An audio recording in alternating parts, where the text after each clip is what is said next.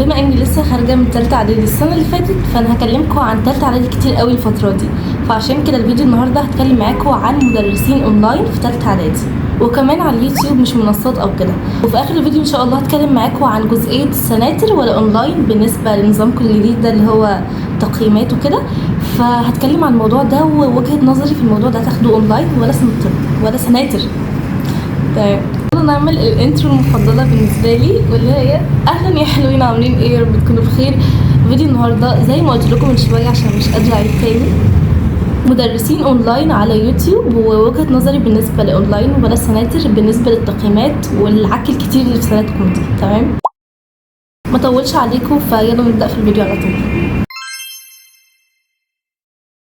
نبدأ بأول مادة واللي هي العربي، عشان أكتر مادة ليها درجات، وأكتر مادة نسبة إن أنت تغلط فيها شوية عالية، رغم إن هي سهلة جدا بس في بالنسبة للناس اللي بتغلط في النحو وكده. فهتكلم معاكم عن المدرسين اللي بجد هيخليكم إن شاء الله تقفلوا في العربي. هكلمكم أكتر عن العربي وأقول لكم على 3 مدرسين ممكن تتابعوا معاهم في العربي والنحو والقصة والنصوص إيه بالظبط. هكلمكم عن كل حاجة نتكلم عنها واللي هي النحو، عشان أكتر حاجة برضو بنغلط فيها. فانا كنت بتابع مع مستر محمد صلاح. ده عمل ضجه كبيره جدا على الابلكيشن التاني. انا عرفت ان المفروض ما اقولش اسم الابلكيشن وكده، فالناس كلها بتسال ازاي. ماشي، العربيات بره عشان مش حاطه مايك. ماشي. بصوا يا جماعه، الحكايه وما فيها ان هو بينزل شرح عامه، يعني شرح القاعده دي مش لثالثه ثانوي او ثانوي بس، لا هو بينزل شرح بس. تمام، شرح القاعدة عامة، يعني زي ما اقول لكم مثلا عندنا اسم الفاعل، اسم مفعول كده، هو بينزل الشرح عشان كل السنين، مش عشان سنتنا بس او سنة اولى ثانوي او تانية ثانوي او تالتة ثانوي كده. فعادي جدا هتدخلوا على يوتيوب هتكتبوا شرح درس مثلا اسم الفاعل وهيجيب لكم شرح مستر صلاح باقي مدرسين، بس انا بفضل مستر محمد صلاح في النحو. يا جماعه بجد انا بنصحكم ان انتوا تكملوا مع مستر محمد صلاح في النحو تالتة اعدادي على يوتيوب عامه، مش منصه او اي حاجه. بالنسبه للنصوص والقراءه كنت بتابع مع مين؟ كنت بتابع مع قناه لسان العربي التعليميه. انا مش عارفه اسم المستر ايه، بس هو اسم القناه لسان العربي التعليميه. تمام. بالنسبه للقصه اكتر حاجه عليها اثاره جدل، واللي هو بتابع من فين القصه وكده، فانا كنت بتابع مع قناه ثواني عشان مش فاكره بجد، قصه كنت بسمعها على هيئه كرتون زي كده على الامتحان. هو اسم القناه الامتحان لان هو تبع كتاب الامتحان اعتقد. فمن هنا تمام، من بره هحط لكم الصوره هنا كمان. كله بيفتكر ان ده صليب كده يا جماعه، ده قلب. تمام ماشي. ده بالنسبه للقصه، وزي ما قلت لكم النصوص والقراءه مع مستر قناه لسان العربي التعليميه. طيب ايه فايدة ان احنا نسمع القصة على هيئة كرتون؟ ده بيبقى شكله مسلي جدا. هي اي نعم مش كرتون قوي، هي بتجيب لكم صور بس واللي هو رسوم متحركة وكده، بس انا ساعدتني جدا في ان انا استوعب المعلومة اسرع. كنت بسمع الفيديو حوالي 5-6 مرات عشان ما تتوقعوش ان هو من اول مرة انا بفهم، لا كنت بسمعها 7 مرات والله العظيم عشان المعلومات تدخل في بعض. تمام، بعدين انا ابدا افهمها لنفسي، واصلا هي مش محتاجة فهم، هي عايزة بس حفظ بس، يعني قراءة وحفظ بس. تمام، هفضل اعمل كده كل شويه. ماشي. ندخل على تاني ماده. تاني ماده معانا واللي هي الرياضيات، بتابعها مع قناه مقهى الرياضيات. بجد شرحه توب التوب من الاخر، شرحه حلو قوي وعليه حل. انا فاكره ان انا كنت بتابع مع حد تاني بس ثواني مش فاكره. بصوا الرياضيات كنت بتابع الشرح مع مستر مقهى، مع قناه مقهى الرياضيات. تمام. بالنسبه للحل يا جماعه انا كنت بسمع ناس على اليوتيوب للحل خصوصا، عشان شايفه ان الحل ده اهم حاجه، وهتكلم عن الموضوع ده اكتر في الفيديوهات الجايه. فكنت بتابع مع شخص، يعني مع مستر معين في الحل، وهو مستر احمد علي. تمام، اللي هو ده. ماشي، انا عارفه ان معظم الناس عارفاه لان بجد خطير، كنت بتابعه من زمان قوي. فهو في الحل ازاي كنت بتابع في الحل الناس وكده.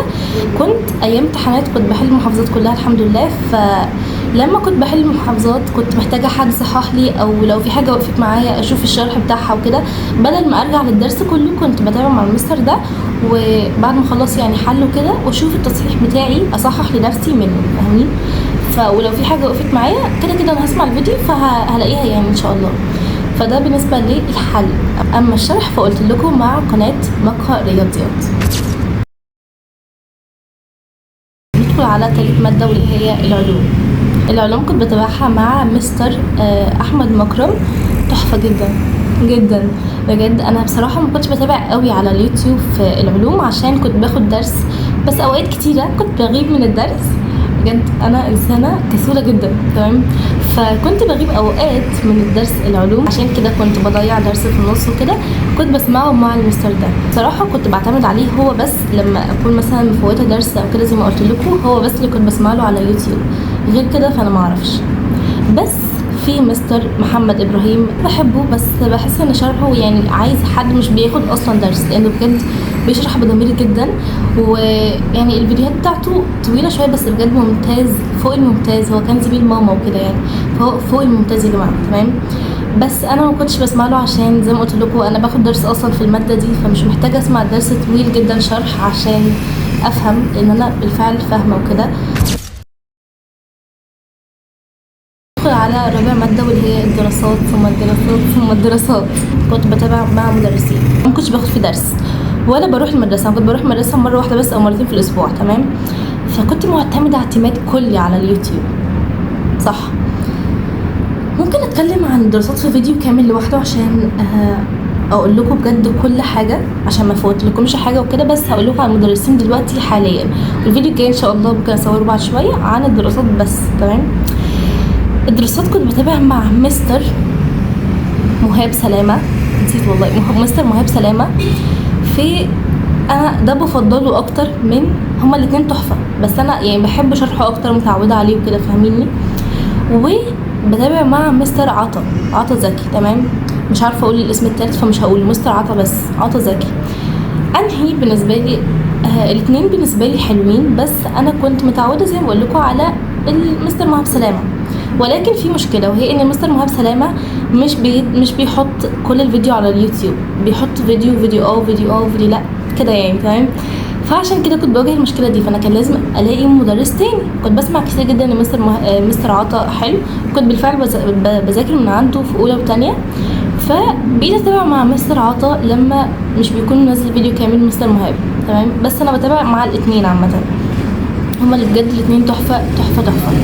وانا بصراحه الترم الاول كنت داخله منصه بس ما انتظمتش فطلعت منها، عشان كده هكلمكم على الدراسات اكتر لان بجد حصل فيها حاجات كتير قوي، تمام؟